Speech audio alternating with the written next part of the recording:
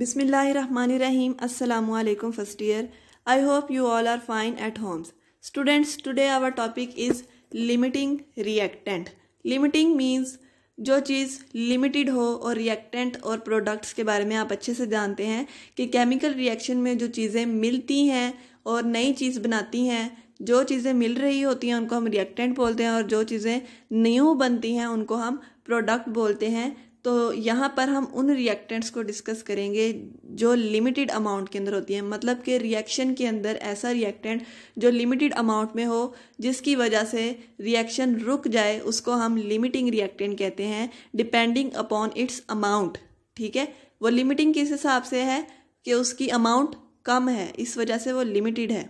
ठीक है, तो लिमिटिंग रिएक्टेंट सबसे पहले एक्सपेरिमेंटल वर्क के अंदर बेटा हमारे पास एक या एक से ज़्यादा जो रिएक्टेंट होते हैं, और वो ज़्यादातर एक्सेस अमाउंट के अंदर यूज़ किए जाते हैं, और सम टाइम वो अमाउंट इतनी ज़्यादा हो जाती है कि हमें उसकी इतनी क्वांटिटी की ज़रूरत भी नहीं होती।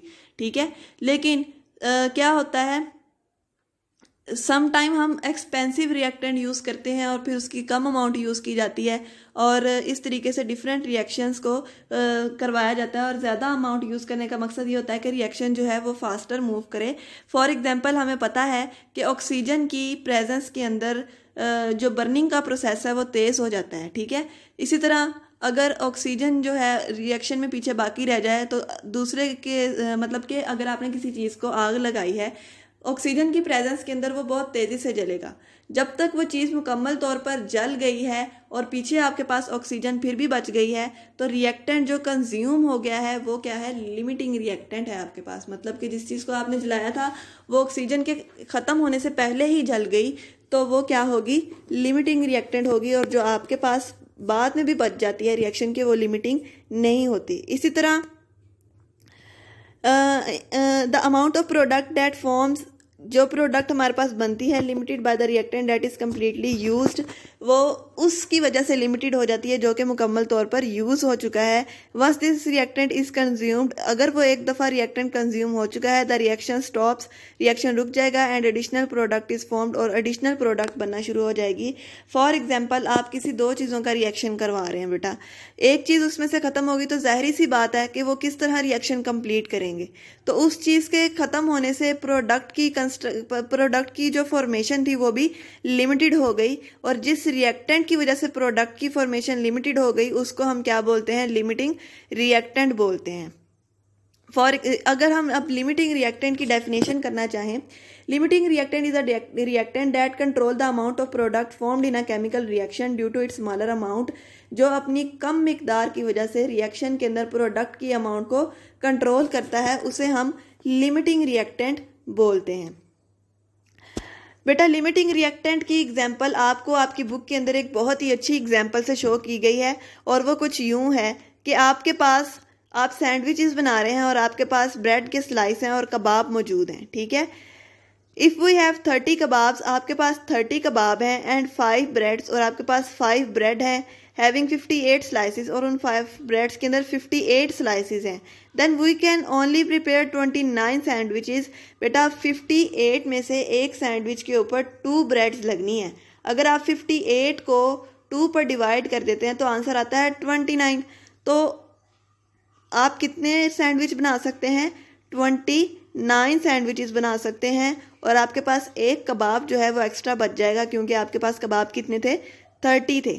ठीक है, तो जो चीज़ पहले ख़त्म हो गई, अब पहले क्या ख़त्म हुआ, स्लाइसिस ख़त्म हुए ना, तो जो चीज़ पहले ख़त्म हो गई उसको हम क्या बोलते हैं, लिमिटिंग रिएक्टेंट। तो इस एग्जाम्पल के अंदर आपके पास लिमिटिंग रिएक्टेंट क्या होगा, ब्रेड स्लाइसिस आपके पास लिमिटिंग रिएक्टेंट होगा। और अगर आपके पास 60 स्लाइसिस होते तो फिर आप उसे 30 सैंडविचेस बना सकते थे, लेकिन 30 सैंडविचेस नहीं बन पाए क्योंकि आपके पास स्लाइसिस कम थे। तो जो चीज़ आपके पास कम हो, जिसकी वजह से आप उस काम को कंप्लीट ना कर सकें, या जिसकी वजह से आप प्रोडक्ट की फॉर्मेशन रुक जाए, उसको हम क्या बोलते हैं, लिमिटिंग रिएक्टेंट। अब इसी एग्जांपल को एक डायग्राम से शो कर रहे हैं, लेकिन इसके अंदर थोड़ा सा डिफरेंट दिखाया गया है कि एक सैंडविच इसके अंदर 2 स्लाइस लगते हैं ब्रेड के, और 3 पीसेस ऑफ मीट के लगते हैं, और 1 स्लाइस चीज़ का लगता है। ठीक है, और आपके पास टोटल 6 स्लाइसेस हैं ब्रेड के, 12 पीसीज हैं और 5 स्लाइस आपके पास चीज़ के हैं। अगर आप इससे बनाना चाहें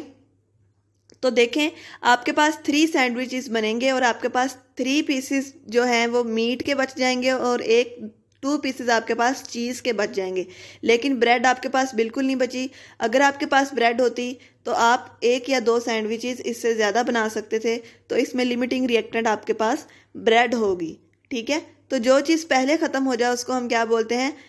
लिमिटिंग रिएक्टेंट बोलते हैं। ठीक है, इसी तरह आपको एक केमिस्ट्री से रिलेटेड एग्जांपल दी गई है, that is the formation of water. 2H2 plus O2 are combining to form 2H2O। Hydrogen और ऑक्सीजन मिलकर वाटर बना रहे हैं 2 मोल्स। इसके अंदर वो लिख रहे हैं कि 2 moles of hydrogen allow it to react with 2 moles of oxygen, then we get only 2 moles of water. वो 2 मोल हाइड्रोजन के 2 मोल ऑक्सीजन के साथ मिलते हैं और 2 मोल्स ऑफ वाटर बनाते हैं। Actually we will get 2 moles of water because 2 moles of hydrogen react with 1 mole of oxygen according to the balanced equation. अगर आप बैलेंस इक्वेशन के अंदर देखें तो 2 मोल हाइड्रोजन के 1 मोल ऑक्सीजन के साथ मिलते हैं। Since the less hydrogen is present as compare to the oxygen, oxygen के मुकाबले में लेस हाइड्रोजन प्रेजेंट है, so hydrogen is a limiting reactant. Hydrogen limiting reactant है। If we would have reacted 4 moles of hydrogen with 2 moles of oxygen we would have obtained 4 moles of water। तो हमारे पास 4 moles of water आ जाते। ठीक है, hydrogen कम मिकदार में थी, 2 मोल hydrogen 1 मोल oxygen के साथ रिएक्ट कर रहे हैं, जबकि हमारे पास 2 मोल ऑक्सीजन मौजूद थी लेकिन हाइड्रोजन पहले ही कंज्यूम हो गई। तो क्या होता है? हाइड्रोजन क्या होगी? Limiting reactant. अब लिमिटिंग रिएक्टेंट को बेटा पहचानने के कुछ स्टेप्स होते हैं। आपके पास एक बैलेंस केमिकल इक्वेशन है, आप उसमें से पहचानना चाहते हो कि इनमें से लिमिटिंग रिएक्टेंट कौन सा होगा, तो उसके लिए कुछ स्टेप्स हैं। उन स्टेप्स को हम देख लेते हैं। The following steps are performed. जो नीचे स्टेप्स आएंगे उनको हमने परफॉर्म करना होता है। सबसे पहले हम क्या करते हैं? Number of moles from the given amount of reactant. Reactant के गिवन अमाउंट में से हम number of moles find out करते हैं। ठीक है, number of moles find out करने का फार्मूला आप लोगों ने पहले पढ़ा है, मास ओवर एटॉमिक मास। यानी कि जितना मास दिया होता है उसको हम एटॉमिक मास से डिवाइड कर देते हैं तो हमारे पास नंबर ऑफ मोल्स आ जाते हैं। तो सबसे पहले आपने रिएक्टेंट की जो अमाउंट दी हुई है उससे आपने number of moles find out कर लेने हैं। Second is find out the number of moles of product with the help of balance chemical equation. फिर आपने प्रोडक्ट के number of moles find out करने हैं। Identify the reactant which produces the least amount of product as limiting reactant. और फिर आपने reactant और product के जो नंबर ऑफ मोल्स आए हैं उनका आपने कंपैरिजन करना है और उसमें से ढूंढना है कि किसकी वजह से कम प्रोडक्ट बनी है, उसको हम लोग लिमिटिंग रिएक्टेंट बोलते हैं। उसके बाद बेटा एक एग्जाम्पल दी गई है, NH3 gas can be prepared by heating together NH4Cl and Ca into OH2 times. If a mixture containing 100 gram of each solid is heated, then calculate the number of grams of NH3 produced. आपने देखना है कि कितने ग्राम NH3 बनता है और excess amount of reagent left unreacted, और ये बताना है कि कौन सा reagent unreacted रह जाता है पीछे, यानी कि पीछे हमारे पास बाकी बच जाता है। ठीक है, तो सबसे पहले हम लोग number of gram atoms find करेंगे NH3 के लिए। उसके लिए हम क्या कहते हैं? Number of moles find out करेंगे दोनों रिएक्टेंट्स के, NH4Cl के और Ca इंटू OH2 टाइम्स के। दोनों का मास दिया गया है, उन दोनों के मास को आप उनके मॉलिक्यूलर वेट से डिवाइड करेंगे और आपके पास दोनों के नंबर ऑफ मोल्स आ जाएंगे। ठीक है, फिर उन नंबर ऑफ मोल्स को आप लोगों ने कंपेयर करना है।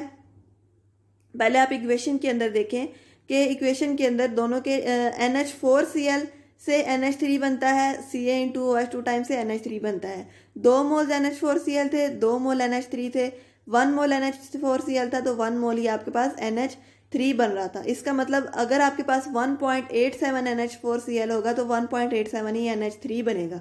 ठीक है, इसी तरह अगर हम लोग Ca इंटू OH2 टाइम से कंपेयर करें तो फिर हम क्या देखते हैं कि 1 मोल Ca इंटू OH2 टाइम्स था तो 2 मोल्स NH3 बन रहा था।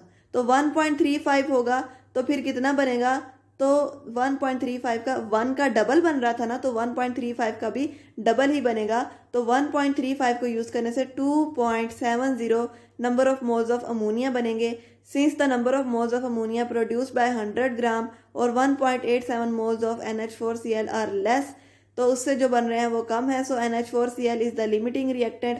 तो NH4Cl क्या है? लिमिटिंग रिएक्टेंट है, the other reactant is present in the excess, जबकि दूसरा रिएक्टेंट ज़्यादा अमाउंट में मौजूद है और उससे डबल भी बन रही है प्रोडक्ट की अमाउंट, इसलिए वो अमाउंट जो है वो लिमिटिंग रिएक्टेंट नहीं है। और दूसरा हमने क्या करना था, amount of reagent present in the excess, उस रीजेंट की अमाउंट फाइंड करनी है जो कि ज़्यादा मौजूद है हमारे पास। उसके लिए हम क्या करते हैं, NH4Cl और Ca इंटू OH2 टाइम्स को कंपेयर करते हैं। 2 मोल्स NH4Cl के थे और 1 मोल Ca इंटू OH2 टाइम्स का था कैल्शियम हाइड्रोक्साइड का। तो इसका मतलब ये है कि जितनी अमाउंट NH4Cl की होती है उसकी half amount Ca into OH2 times की होगी। अगर हमारे पास 1 मोल NH4Cl होगा तो Ca इंटू OH2 टाइम्स उसका हाफ होगा, 1/2 होगा। और अगर हमारे पास 1.87 होगा तो Ca इंटू OH2 टाइम्स उसका हाफ 0.935 मौजूद होगा। ठीक है, और 0.935 को हम उसके नंबर ऑफ मोल्स के साथ मल्टीप्लाई कर देंगे, या उसके नंबर ऑफ मोल्स में से माइनस कर देंगे, तो हमारे पास बची हुई अमाउंट आ जाएगी, डेट इज़ 0.415। तो नंबर ऑफ मोल्स कितने बच जाएंगे उसको हम उसके एटॉमिक मास से मल्टीप्लाई कर देंगे, तो आपके पास जो आंसर आएगा उतनी अमाउंट आपके पास रिएक्टेंट की बच जाएगी। उम्मीद है आपको समझ आई होगी। अल्लाह ताला आपको अपने हिफ्ज़-ओ-ईमान में रखे। अल्लाह हाफिज़।